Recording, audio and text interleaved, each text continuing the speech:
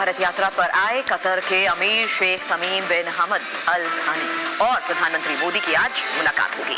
अमूमन नरेंद्र मोदी बड़ा कम होता है कि किसी मुल्क के सरबराह को एयरपोर्ट पे मिलने आए, खुद वेलकम करें।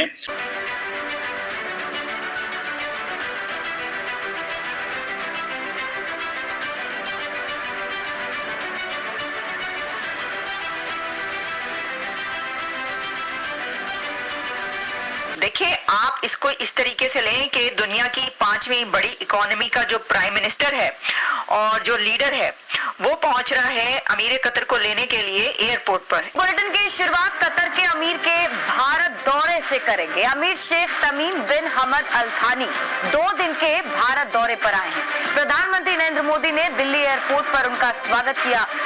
साथ ही ये जो दोनों के दरमियान ट्रेड है वो 5 बरस में $500 अरब तक ले जाने की बात की गई है। ये मुमकिन हो पाएगा? अब भारत जो डिमांड उसके सामने रखी जा रही हैं, क्या एक्सपेक्ट करे थे नरेंद्र मोदी? हुकूमत के लिए बहुत बड़ा चैलेंज हो सकता है। गो कि हुकूमत इसका बरमला इजहार नहीं कर रही कि हुकूमत के लिए चैलेंज है। इंडिया हमेशा उन मुल्कों के साथ अरब वर्ल्ड में करीबी ताल्लुकात रखता है जो अमेरिका के करीब है।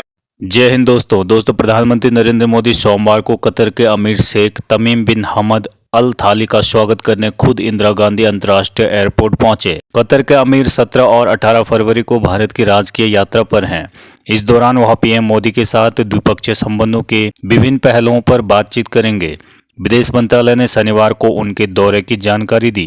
विदेश मंत्रालय की ओर से दी गई जानकारी के मुताबिक कतर के अमीर का 18 फरवरी 2025 को राष्ट्रपति भवन में औपचारिक स्वागत किया जाएगा। अपनी यात्रा के दौरान कतर के अमीर राष्ट्रपति द्रौपदी मुर्मू के साथ चर्चा करेंगे, जो उनके सम्मान में एक भोज की मेजबानी भी करेंगी। अमीर प्रधानमंत्री नरेंद्र मोदी के साथ द्विपक्षीय संबंधों के विभिन्न पहलुओं पर बातचीत करेंगे। कतर के अमीर की यह भारत की दूसरी राजकीय यात्रा होगी। इससे पहले उन्होंने मार्च 2015 में भारत का दौरा किया था। दोस्तों, इस यात्रा के बारे में क्या है पाकिस्तानी मीडिया का कहना, देखते हैं वीडियो में आगे।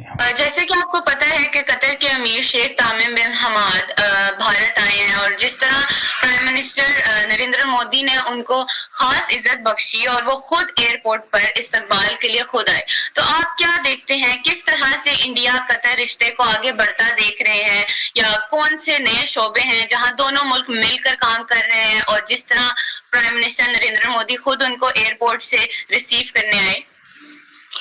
थैंक यू दुआ। देखिए, पहली बात तो ये है कि ये बड़ी एक सिंबॉलिक किस्म की डेवलपमेंट हुई है कि नरेंद्र मोदी खुद एयरपोर्ट पे आए।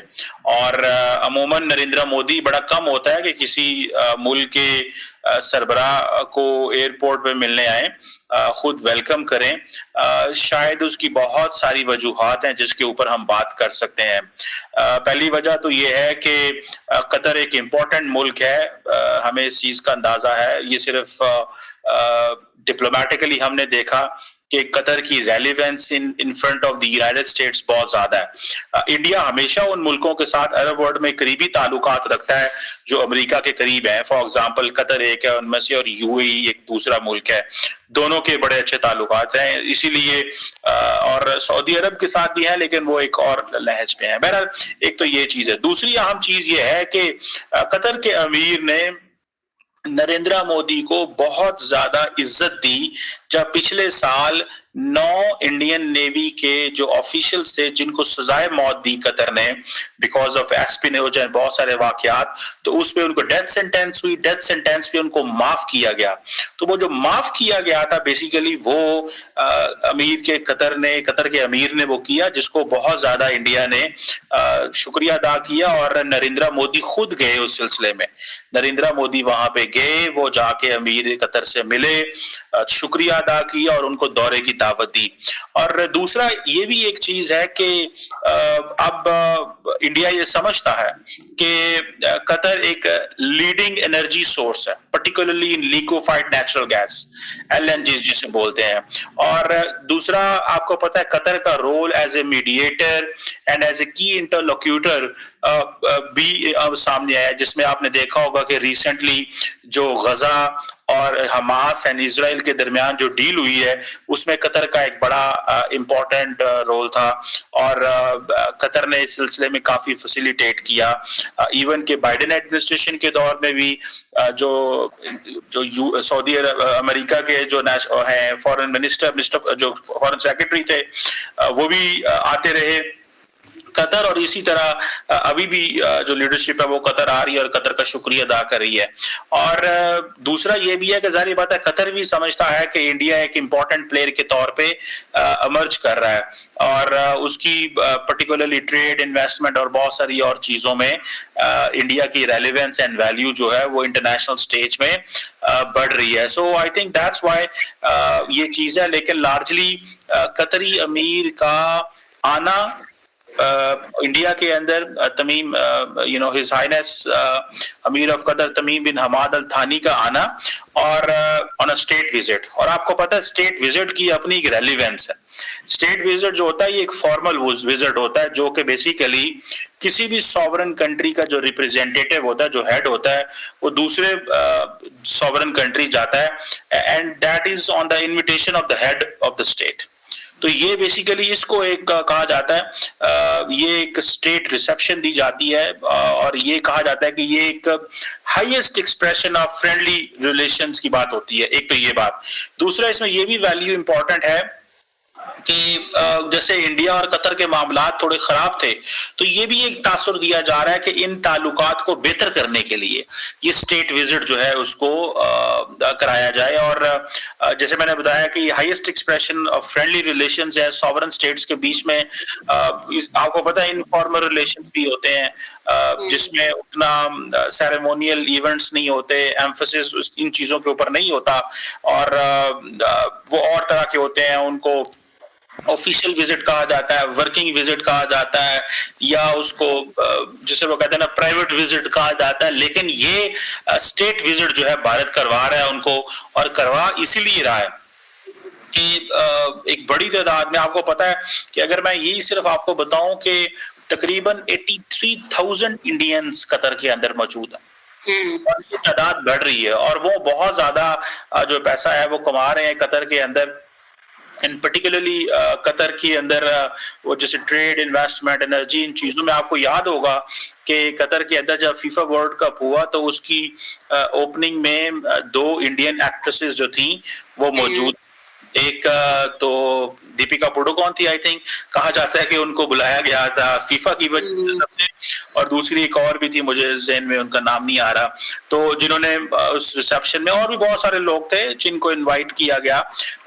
تو انڈیا کی جو سافٹ پاور ہے اس کا بھی قدر مداح ہے. بلکہ مجھے یاد ہے کہ جب 9 جو فوجی تھے جو ان کو جب چھڑایا گیا، ریٹائرڈ انڈین نیوی کے لوگ تھے، جب ان کو چھڑایا گیا تو کہا گیا کہ شاید شاہ رخ خان نے کردار ادا کیا. تو اٹ مینس کہ جو انڈیا کی سافٹ پاور ہے اس کی بڑی ریلیونس اینڈ ویلیو ہے قطر کے اندر، اور قطری اس کو بہت زیادہ اہمیت دیتے ہیں.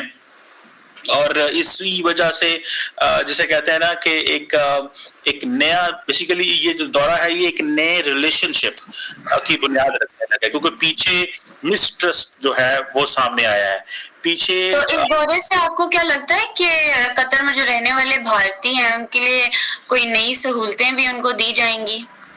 دیکھیں اس دورے میں یہ ہوتا ہے کہ پہلی بات تو میں یہ کہہ رہا تھا کہ ایک میوچل رسپیکٹ اس سے باہر نکلے گی، ٹھیک ہے جی.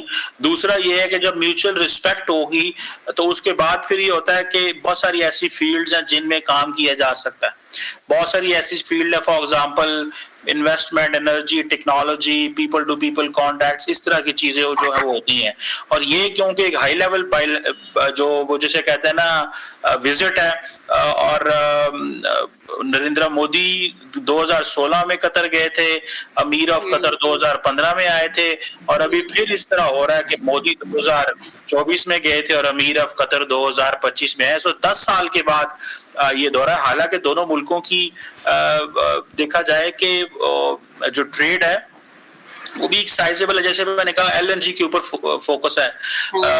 इंडिया तकरीबन $4.25 बिलियन रेमिटेंस आती है इंडिया को। सो उनके लिए कतर बहुत ज्यादा इंपॉर्टेंट है इन अ सेंस के ये तो एक मैं चीज बता रहा हूँ, अगर इसको रीजनल भी हम देखें तो तब भी इसकी वैल्यू कतर की जो है वो बहुत ज्यादा है, क्योंकि आपको पता है कि कतर जो है वो खित्ते के अंदर एक आउटस्टैंडिंग पोजीशन में है, और वो आउटस्टैंडिंग पोजीशन में इसलिए है कि कतर इस चीज को समझता है कि उसकी एक रेलिवेंस है बिकॉज ऑफ इट्स बिजनेस, थोड़ी आबादी होने की वजह से, तो इन चीजों की वजह से। और दूसरा आपको याद होगा कि जब पूरे जीसीसी ने कतर को एक टफ टाइम दिया, वो भी ट्रम्प का दौर था, तो कतर विथस्टूड एंड कतर ने सारे प्रेशर को बर्दाश्त किया। सो कतर की मजबूत इकोनॉमी है, इम्पोर्टेंट उसकी रेलिवेंस है, और मेरा ख्याल है कतरी भी यही देख रहे हैं कि इंडिया भी इटसेल्फ अपनी एक स्पेस बनाने में कामयाब हो चुका हुआ है। और इंडिया, आपको पता है कि दुआ India Middle East Europe economic corridor मौजूद है, तो मे बी इंडिया है वो it wants to be part of that, या Qatar wants to be part of that, although कि इंडिया इसको लेके जाएगा to UAE and Saudi Arabia, but somehow Qatar चाहेगा कि उसका कोई ना कोई लिंक जो है India Middle East Europe economic corridor का कतर में आए, एंड कतर से फिर सऊदी अरब एंटर हो, एंड सऊदी अरब से फिर आगे जिधर भी वो जाएगा, वो इजराइल जाता है या मेडिटेरेनियन वो कैसे क्रॉस करता है। सो कतर मेरा ख्याल है बहुत सारी अपॉर्चुनिटीज के लिए यहाँ पहुंचा है, और कतर का दिल तो यही है कि उसको जो इंडिया की जो ग्रोथ है वो उसका हिस्सा बन सके, और दूसरा कतर समझता है कि इतनी बड़ी मार्केट है जिसमें हर मुल्क आ रहा है पूरी की पूरी। दूसरा ये भी है कि जो जीसीसी है उसका अपना एक फ्री ट्रेड एग्रीमेंट भी कतर के साथ है। सो फिर एंड देन इंडिया की लेबर फोर्स बड़ी तगड़ी है। फिर आपको याद है कि इंडिया ने जो अबू धाबी के अंदर इंडियन जो इंस्टीट्यूट ऑफ टेक्नोलॉजी है वो लेके गए हैं, तो इंडिया एक बड़े पैमाने पे काम कर रहा है जो मिडिल ईस्ट के साथ। तो basically Qatar wants to grab the opportunity, और बहुत बड़े बड़े जो इंडियन इन्वेस्टर्स हैं उनके कतर के अंदर स्टोर है, मुझे उसका नाम भूल गया, बट देयर वाज एन, मैं रिसेंटली पिछले साल कतर था, तो वहां पे एक मैं इन्वेस्टर को मुझे पता चला कि उनका बहुत बड़ा स्टोर है, मार्ट है, एंड सो कतरी इंडिया के अंदर कतरी जो है कतर के अंदर इंडियंस की काफी इन्वेस्टमेंट है। सो लेट्स सी क्या इसमें जो फर्दर जो है वो निकलता है।